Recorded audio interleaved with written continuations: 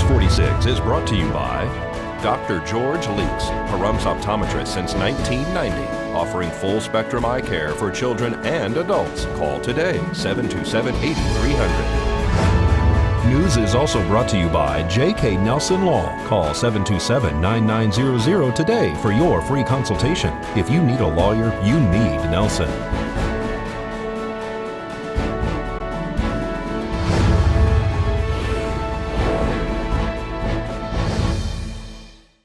Tonight on News 46, a driver gets lucky after losing control of a truck.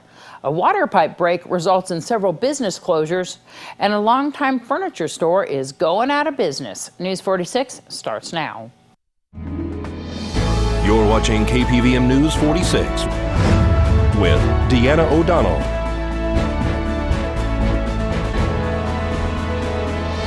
News 46, local coverage you can count on. Good evening. It's Monday, June 27th, 2016. I'm Deanna O'Donnell for News 46. The driver of a pickup truck yesterday allegedly took her mom's vehicle without asking and was an unlicensed driver when she lost control of the vehicle around a corner. We caught up with Fire Chief Scott Lewis about the bizarre vehicle versus power pole accident on Mountain View and Duck Streets.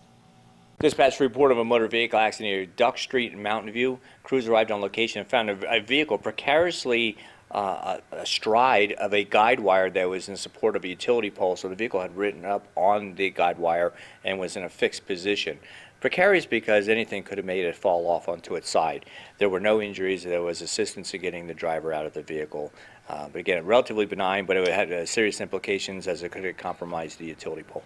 One of the things that seemed so dangerous was when the driver got out of the vehicle. She was so lucky to be able to exit that vehicle. Yeah, and if it had to come in contact with an energized line by actually leaving the vehicle, it could have been more dangerous. She could have been electrocuted. She could have fallen a great distance. There's just a number of things. The vehicle may have left the guide wire and continued to the ground with her. So a number of things that could have happened. Fortunately, none of them did. And then Valley Electric arrived on scene. How'd they get the car off of the guide wire? Eventually, I believe a tow truck was used to pull it down off the wire. And Valley Electric monitored the situation, make sure that no one was going to be injured. They had to shut down power, didn't they? You know, I don't know if they secured the total power or just that particular pole. All right, and then it looks like it was a loss of control of this vehicle. I wouldn't think most likely, but again, that's part of the Sheriff's Office investigation. And a drunk driver bit through his lip so severely while crashing his truck on Highway 372 Friday night that he almost severed it off completely and will have to undergo plastic surgery to repair it. The driver missed the turn on Charleston Park, hit a ditch, went airborne, and then went into another ditch on Highway 372. The driver smashed his face on the steering wheel and luckily didn't injure anyone else during the crash. Friday night dispatch for a report of a single vehicle accident with injuries. Upon arrival, we found a vehicle had left the roadway. It looked like it had almost launched into the air. It came down on the opposite side of the highway with great impact. We had a patient who was also the driver, sustained pretty serious facial trauma. We evaluated on the scene. We were in such close proximity to Desview that the patient was transferred to that facility. And was he seatbelted in, do you know? It's unknown, but there were indicators that there may be the possibility that that driver was not restrained. And intoxicated, possibly? That was part of the ongoing investigation. So no other vehicles involved, right? No other vehicles that we're aware of that were involved.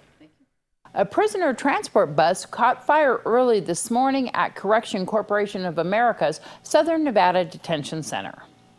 We were dispatched in the middle of the night for a report of a bus fire, and upon our arrival we found that the engine compartment of a bus, and it was unoccupied at the time, was well involved in fire. This vehicle was not in the secure area of the complex, but rather was in a designated parking lot behind the facility. And there were some other buses in the area that the crew and staff did a great job moving out of the way for us. We made quick effort of the suppression, and there was no extension. Was the bus a total loss? The bus had significant damage to the engine compartment, so the insurance company will determine what the value of the overall bus is. How did you guys first get contacted about this? By the security? Yes, the security force at the CCA notified 911 immediately, and we were out the door in short fashion. There were 2 injuries of the drivers, the operators of those buses, and they were treated and transported for smoke inhalation. Were they inside the bus at that time? They were. They had started up the bus in preparation of using it at some point, and it's time the fire broke out.